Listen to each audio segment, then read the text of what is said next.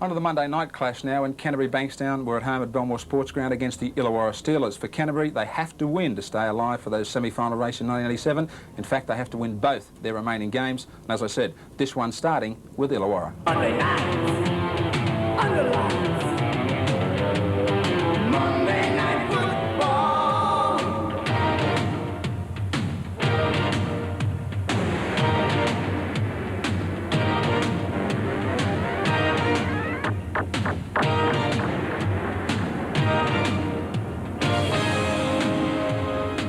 Hello and welcome to this round 25 match in the Winfield Cup from Belmore Sports Ground between Canterbury Bankstown and Illawarra. From fullback, Michael Hagan, Colin Whitfield, Tony Curry, Peter Mortimer, Andrew Farrer, the halves of Terry Lamb and Steve Mortimer, the forwards, Paul Langmack, Chris Mortimer, David Gillespie, Peter Kelly, Mark Bugden and Paul Dunn. Well, thank you, Graham. Only one change to the program team, with Michael Carberry coming into the second row, pushing Jeff Hardy back to lock. From fullback, the team is Steve Larder, Dean Carney, Brian Hetherington, Graham Bradley and Alan McIndoe, the halves of Mackie and Haddock, who will lead the side, and the pack of Jeff Hardy, Michael Carberry, Chris Whittle, Cavill Hugh, Michael Bolt and Keith Cole. Well, joining us on touchline tonight for this Monday night football is a man that would dearly love to be out there sporting the Canterbury colours tonight, the injured prop forward Peter Tunks. Well, Tunksy, after the grand final appearance last year, who would have thought at this stage of the season the Bulldogs would be fighting for their life? Yes, David, it's been a very disappointing season in a lot of ways for us. We've got ourselves to blame, really, no one else. We're in a situation now, if we win our last two games, we could probably force our way into the five or a playoff, and that's what we've got left, and that's what we're aiming to do. Well, I know a lot of the top sides still fear Canterbury. Feasibly, can Canterbury go on with it if they get in the top five? Well, I think this year's competition is the most even in the last 5 or 6 years that I can remember, and I really feel that whether we make the semi-finals or not, a team from 4th or 5th could possibly make the grand final and quite easily win it. You know, there's no side I feel that stands out head and shoulders above everyone else this year. OK, we look forward to your comments tonight. Thanks, David. OK, and of course we look to see whether Illawarra can provide nuisance value to the Canterbury Bankstown Bulldogs in Monday night football from the Belmore Sports Ground. Of course, with Tunks out, his flatmate Paul Dunn comes into that Canterbury Bankstown front row. We'll be back with all the action of Monday night football from Belmore in just a moment.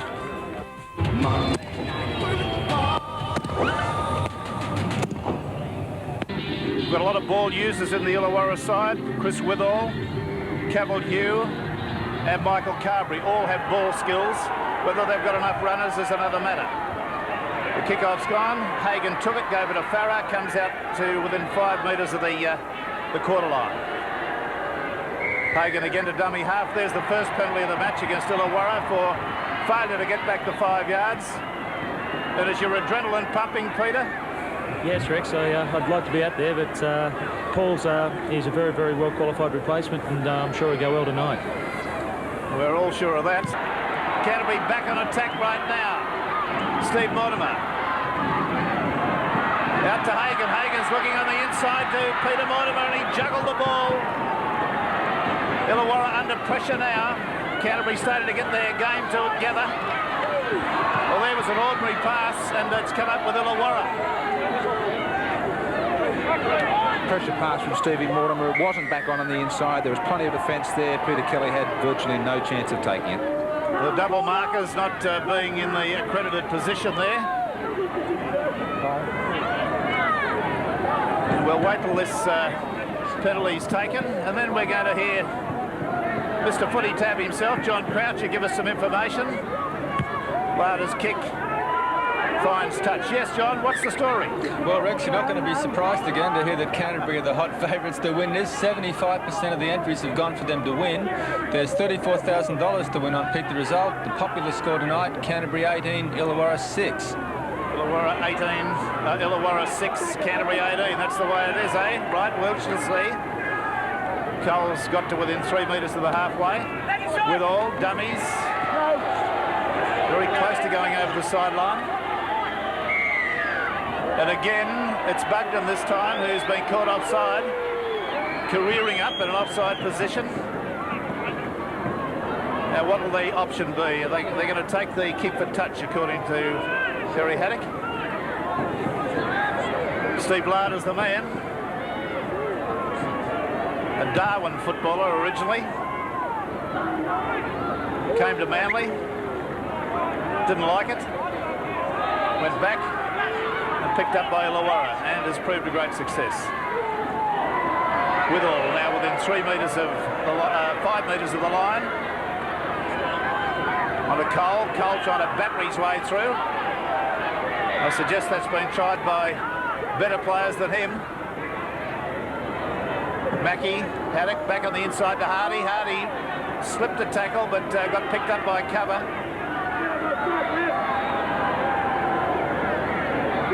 Carberry, Haddock, Mackie, dummies, steps, pass away there to number 11, Cavilled Hugh, and he's dropped the football. Well, that lets Canterbury off the hook for a moment. Had about 17 minutes of play in this first half. No sign of a try as yet.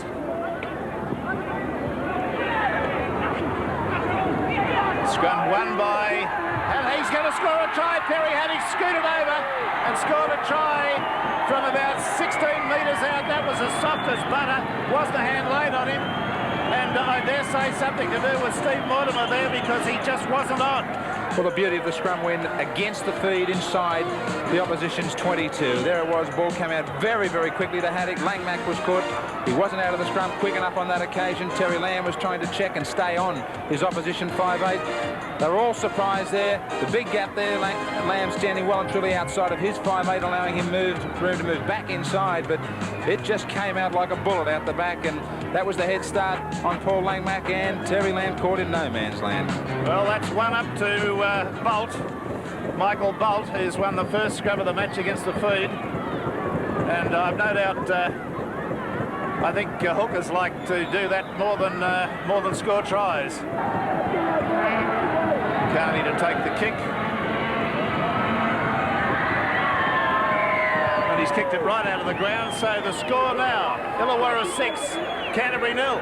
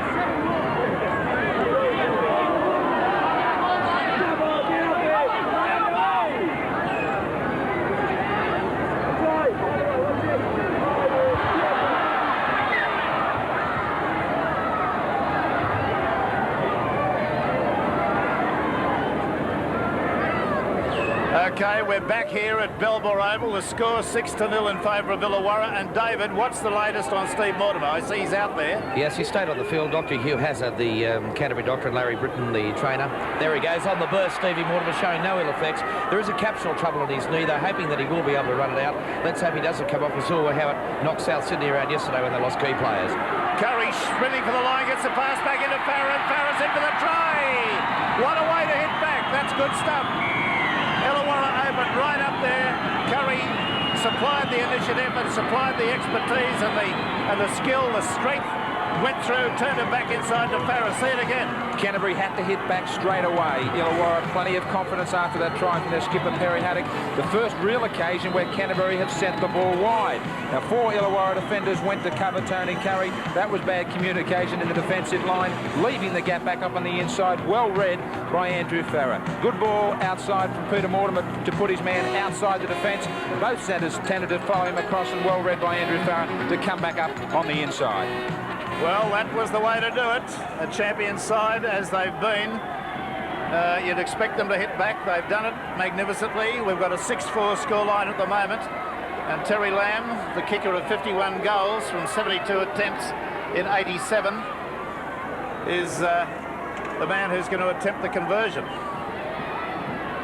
Lamb's also the second leading point scorer in the rugby league with 13 tries, 51 goals, a field goal, and for 153 points. 12 metres in from the sideline on the quarter. is an uncharacteristic kick. It went away to the right, didn't deviate. The score remains Canterbury 4, Illawarra 6. Now Whitfield goes through, and it looks like it could be a try to Terry Lamb on the inside. It is. It's Terry Lamb underneath the post. It's a brilliant try. Colin Whitfield was the man who carried it on and did so well, but the initial break was made back in the Canterbury corner by Andrew Farah. Very strong play, but see it all again. The great surge by Canterbury, a quick play of the ball by Farah after he made the break from the kick-off. They had numbers out wide here. And Colin Whitfield's the man that stepped back inside. Plenty of room to move there. In fact, it was Brian Hetherington not coming across in cover defence. Lamb was nearly interfered with back up on the inside, and Whitfield nearly gave the ball too early there to Lamb backing up on the inside, allowing Larder to try and interfere with the ball. But he's always there back on the inside. The man that Canterbury know, as soon as they make the break, they can look. Terry Lamb's going to be there to take the ball, but Whitfield looked dangerous a couple of times tonight when he's handled the ball. A good step back on the inside there to beat the defence, and Terry Lamb with that clear run to the line under the post, and there shouldn't be any trouble with this kick at goal. Yes, a great hit back. Illawarra right back on the heels now. They were in Cloudland just 4 or 5 minutes ago, and now they're in Disneyland.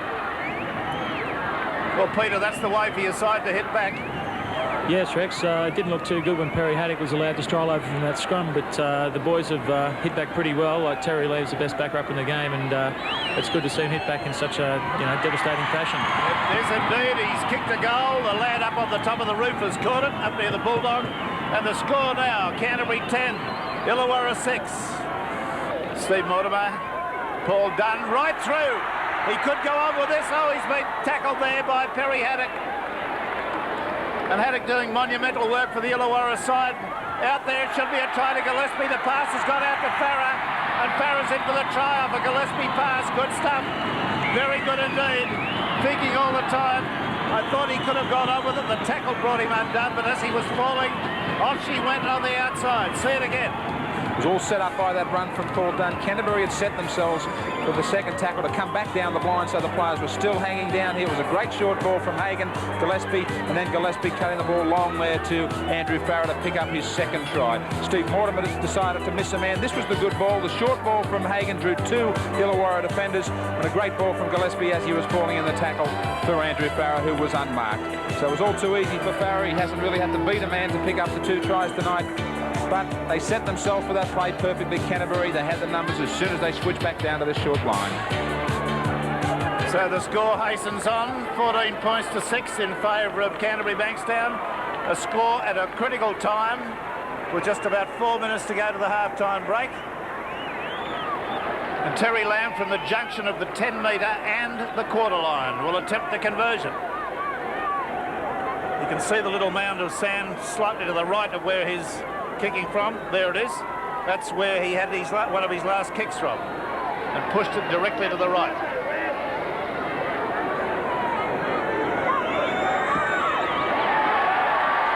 Yes, he's measured that one, and over it goes. So the score now, Canterbury 16, Illawarra with 6.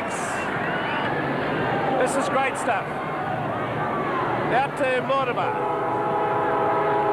Another train goes roaring past. Cock-a-doodle-ooing. Hardy. Out to, not Hardy, out to Dunn. Dunn back into Lamb. Lamb's gone close to it, but Carberry's taken him out with a good ball and all tackle, only 5 metres from the line. Laying back at dummy half. Flick pass, and it's under Gillespie, and Gillespie's in. Well, they've scored the try that they wanted, and that's the one that's really brought the Illawarra side undone. Sheer power. Well, quick thinking here by Canterbury, but this just underlines the defence of Illawarra in the last 20 minutes of this first half. There's a double marker there, the flick pass to Gillespie. Now there's 3, 4, 5 Illawarra players coming into shot. No one can lay a hand on him. They had plenty of time to stop him. The initial bust was made by Terry Lamb. The try looked on there. There was the quick thinking here from Langmack. He had a quick yarn. He looked over his shoulder. He saw Gillespie standing there. He called him a second time there as we see him trying to communicate the flick pass. But just have a look at the missed tackles here. 1, 2, 3. Not a hand was being laid on him as he just dived over next to that left hand upright. And when you see a sight of a little tiny halfback like Perry Haddock standing in front of a man like Gillespie, and attempting to stop him, you're aware that there are some players in this Illawarra pack who should be booked for loitering. There are 2 or 3 at the moment that I would have had off the field 15 or 20 minutes ago for not performing any function in defence. No names, no pack drill. Lamb's kick will be taken from 10 metres out and opposite the left-hand upright.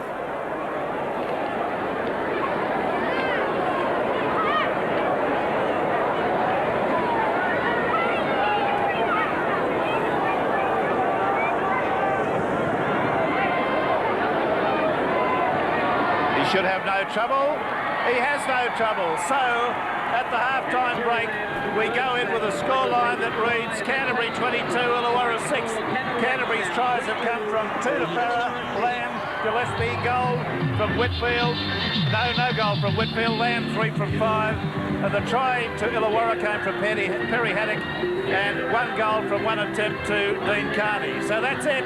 There's plenty more to come. Don't go away. Canterbury 22, Illawarra 6.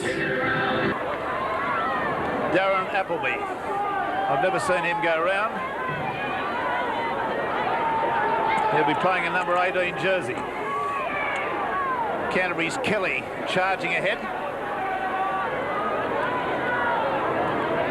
Bugden. Steve Mortimer. Got a pass away to Chris Mortimer, back to Steve Mortimer, on to Terry Lamb, and Lamb's underneath the posts. It's a great try to Terry Lamb, great backing up, really fine stuff. Steve Mortimer was involved twice, but a try that really set the seal on what was a good win now becomes a great one. Steve Mortimer always quick to sight the gaps close to the ruck, either 5 or 10 metres either side. His brother Chris read the play well. Great backing up on the inside. Good short play from Canterbury. They've been struggling in this second half. They've finally come to life with this try just because of poor defence again from Illawarra right up the middle of the rucks. There was plenty of players there for Canterbury on hand to score that try. Terry Lamb, well, call him greedy if you like, but he picks himself up, his second for the night. There's Mortimer. He's a danger man around the rucks. He's going to be much more of a danger man if they make their way to the Sydney Cricket Ground. He saved some of his best football out there, and tonight, well, he's having a fine game too and causing plenty of problems short of that ruck. Well, 16 points from Terry Lamb at the moment. A couple of tries and I believe 4 goals.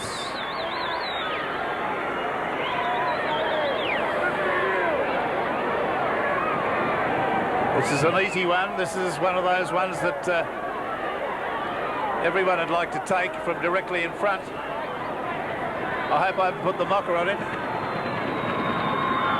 No way. And the ball goes over the back. So the score hastens on. Canterbury 28, Illawarra 6. Haddock. When he ducks underneath a player, he's only short. When he ducks underneath, he almost disappears into the grass. Hetherington. To his feet and plays it. Carney tries his luck and goes very close to scoring. Out it goes to Maki. He kicks in behind the defence. This could be interesting. Crosland gets to it. I think that's Darryl Crosland, who's come on only seconds ago and scored a try from a kick through. So that's a good one. Darren Appleby's the man who picked up the try in 18. Great little kick here. He noticed that the play was on. Great kick from Mackie. He saw that his winger was well positioned deep, coming onto it later, and here's Appleby coming into play. This is a great try, great piece of rugby league thinking. Unfortunately, they're well and truly beaten on the scoreboard at this stage, but you could see his mind tick over here. It was well and truly planned, beautifully pulled off, perfectly placed, and he certainly has got some pace, Darren Appleby, as he just flies onto that, picks himself up a try. Great football. It certainly was planned. You could see it just from the moment it was played. Here he goes, Mackie. Just sets himself. He hangs off the Canterbury Bankstown defence.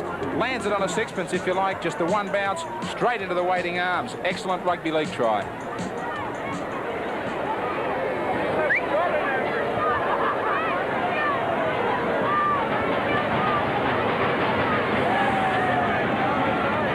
Carney from the sideline out on the quarter line and, well, the junction of the sideline there. It's purely academic with 11 or 12 minutes to go. 28 points to 10. The Canterbury crowd have loved it all. I would suggest the Illawarra people have been those that have journeyed from the deep south are less than happy.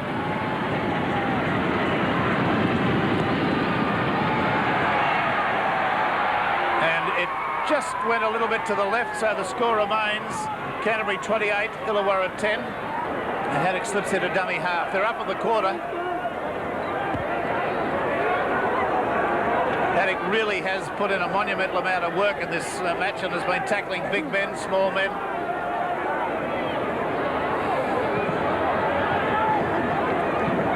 Long cut-out pass to Mackie. There's the kick through.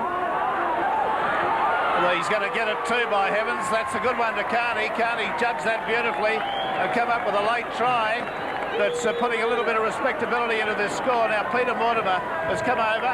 See it again on the replay, and you judge. Great play again, Greg Mackie. Everybody was perfectly onside, and a complete replay of the Appleby try. All it was, this time they've switched it to the left-hand side of the field. Perfectly placed. The Canterbury wingers and all the Canterbury defence honed in on their defensive line. Their defence works so that they've all got to come in together, and Illawarra have picked them out. They've picked them out because they've been too shallow, leaving plenty of room there for the outside backs to come in onto that kick. Again, great credit to Mackie for putting it right on the spot, and Dean Carney for reading the play. Dean Carney was, in my view, a couple of metres offside when he scored that, or when he took the ball, but it's useless arguing about it because the referee has said it was a try. 28 points to 14 in favour of Canterbury Bankstown. And the Canterbury kids are making little monsters of themselves by banging on the tin around the stand. Carney's kick is successful. So the score now, with only a short time to go, is Canterbury 28, Illawarra 16. Steve Worthington. There's the hooter. So at the end of the game, we've got a scoreline that reads 28 to 16. The Canterbury tries have come from Farah and Lamb 2 each, Gillespie 1 and Lamb 4 goals. For Illawarra in their 16 points, Haddock, Appleby and Carney, those 2 tries to Appleby and Carney coming very late from kicks, both of them coming from Mackie. Carney has got a couple of goals. That was the scoreline, 28 to 16, and repeating, Canterbury still alive in 87. So with our semi-final position still certainly unclear, let's take a look at next weekend's games for you. East up against Canberra, Penrith and Parramatta, Balmain and Manly to see if Balmain can stay in 3rd spot or drop back to 4th or 5th, St George and Canterbury, Norths and Souths, Illawarra and Cronulla, and Western Suburbs finishing the year on 2 points with the bye. Well, I trust you've enjoyed all the action once again on the Sydney Week of Rugby League. I'm Graham Hughes saying goodbye for now. Every week they're at it, never daring to let up. 'Cause winning's the only thing that counts when you're playing for the Winfield Cup. It doesn't matter if you're famous or a youngster making his way. There's only one thing that matters, and that's how well you play. That's what the big game's all about. Giving it the best you can. Always being a leader, never bowing to any man. Giving it all you know, giving it your best shot. Making every step a winner, proving what it takes you got. Every week they're at it, giving it their all. But who will it be this year to collect the great